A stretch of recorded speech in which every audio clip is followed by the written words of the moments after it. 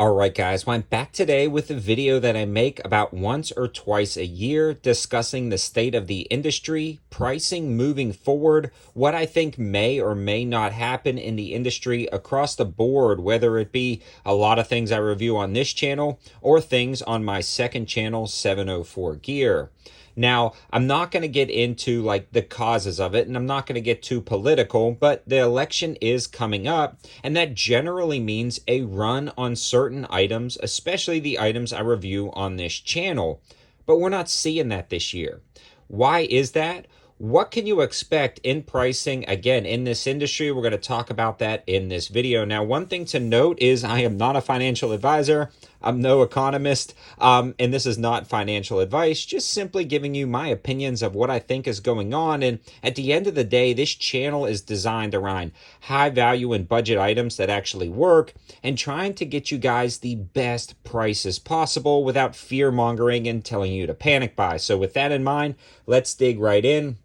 Starting with what I'm seeing boots on the ground. I am entering into shops on a weekly basis, and the first indicator is that pawn shops are now no longer, at least the ones I'm talking to, are no longer taking in a lot of things. And what they are taking in, they are giving very minimum loans on. I mean, the bare minimum. On top of that, they are not buying certain items, and again, what they are buying, they are paying the bare minimum on. Now, I feel like this is the first leading indicator in the economy when you're actually seeing this in shop, in person. So for pricing right before the election on things that would normally be at least a 20 to 30 or even 100% increase, I'm not seeing that at all. In fact, I'm seeing the opposite. I'm seeing prices remain steady or decrease in some categories. Now, the next thing I want to discuss besides the boots on the ground is the online retailers that I'm discussing with are creating more and more incentives. Now, I'm not going to give specific names because of privacy reasons, and we kind of talked off the record, but a lot of online retailers are seeing dramatic dips in sale volume where they would be actually seeing dramatic increases in sale volume. One, because of the time of the year, we're approaching Christmas, and two, because of the election season. And that's another strong indicator that the economy is not doing well, and maybe not doing well in this certain area of space when it comes to optics, lights, knives, blasters, things like that, expendable goods that you may not necessarily need. Those sales are not where they need to be for a lot of different companies in the industry. Another thing is there's a potential nitrocellulose shortage on this stuff right here. Now, when that news dropped, I expected prices to skyrocket, and they didn't. In fact, I've seen some of the cheapest prices I've seen in years on this stuff. So that is another leading indicator of a lot of things are not going smoothly in the industry because people just don't have the cash to spend. Now, this is where I'm going to try to put on my YouTube economics hat, which I'm really not good at, but I want to discuss a few different things. And one is the inflation rate. Now, the inflation rate is going down, but inflation is still going up. With that being said, wages are going up. But that leads a lot of companies to not only pay more in wages, which cuts into their profit margins, but it also means companies have to pay more for the items to make products. So you would generally see a lot of increase in pricing, and we have over the past few years with the shakeup in the entire world experienced back in 2020. We saw prices climb. We saw inflation rates go up. We saw goods just becoming priced out of a lot of people's hands. But a lot of people still had savings. And a lot of people still had stimulus, and a lot of people still had leverage of credit in their credit cards, but that is slowly evaporating. So what companies are left with now is paying a lot for things, but they're not getting a lot for things. So we're in this, again, this weird turmoil. One thing I do want to mention is the U.S. credit card debt. Now, in the second and third, or the second quarter of 2024, credit card debt in the United States is actually at 1.142 trillion, which is the highest balance since the Fed began tracking in 99, and that's a 5.8 increase over previous years.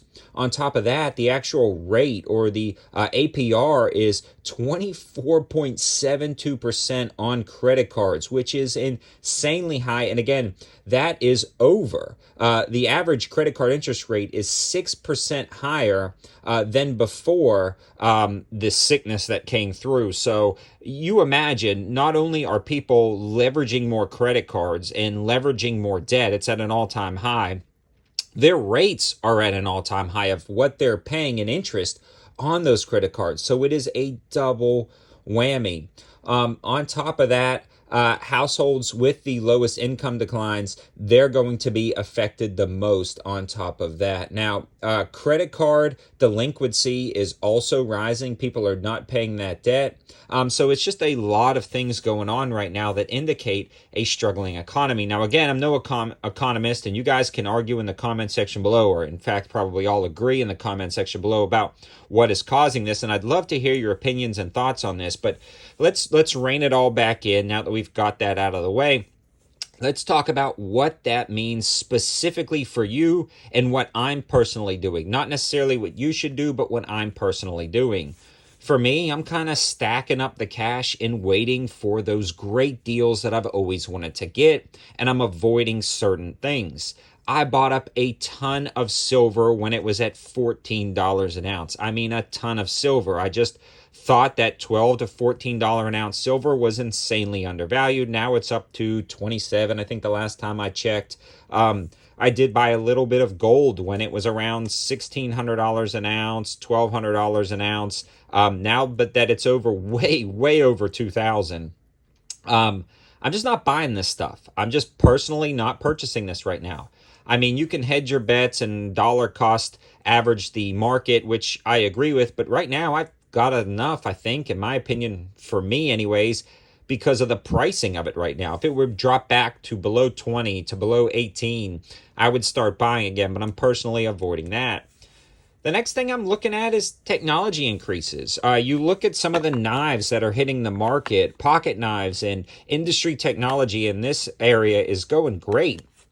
You've got the infamous D2 steel folder from Walmart for $10. Like, the technology on this knife is insane. So if you guys have a little money, you can grab some pretty amazing things. 704 Gear just released this FDE version, but G10 handles, reversible pocket clip, super smooth action, D2 steel. We put these on sale for like $25, $26. I think they're still on sale on our website right now. But the point is, there's a lot of good deals to be had in the industry. You've seen optics hit all-time lows in pricing, yet all-time highs in quality, performance, and deals. Like this GoWooTar that I just reviewed, or that's actually going to be posting potentially the Monday or Tuesday after this video, is down to like $52 for the green dot version. IPX7 or IPX8 waterproof rated, super clear glass, 50,000 hour battery life, ultra bright dot, low profile, uncapped turrets that still retain waterproof rating. I mean, this optic just a few years ago, this technology would have been $200 or $300, and now we're looking at $50. So if you have the money, if you played your cards right, if you were financially responsible, it seems like now is about to be the time to buy, at least for me anyways, to grab those items that I was holding off on for years and years because of all of the inflation prices and stuff like that.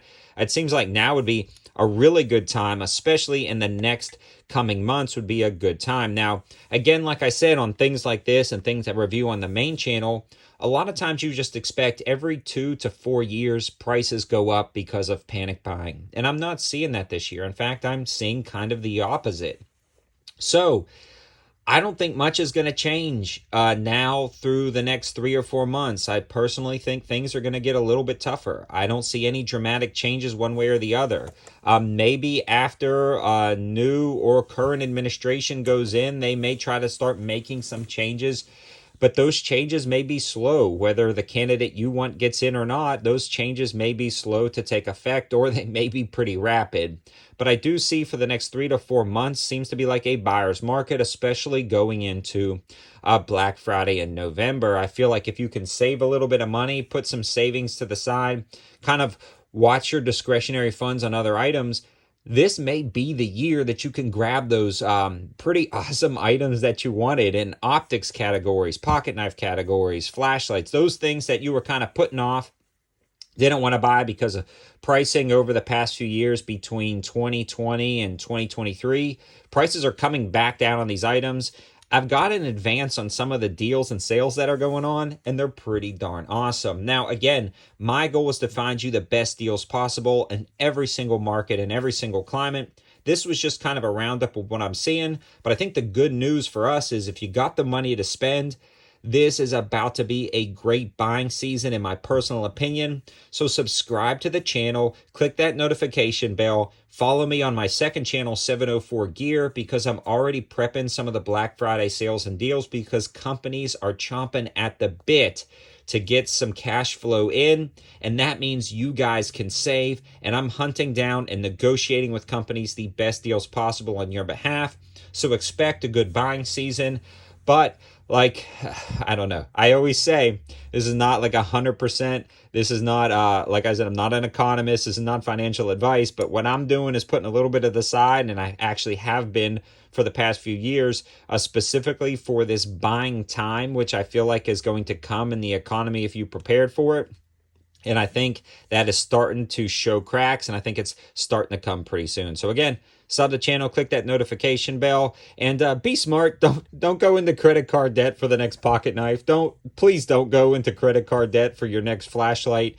Let's all make smart decisions coming up through Christmas time. Thanks for watching, guys. Have a good one.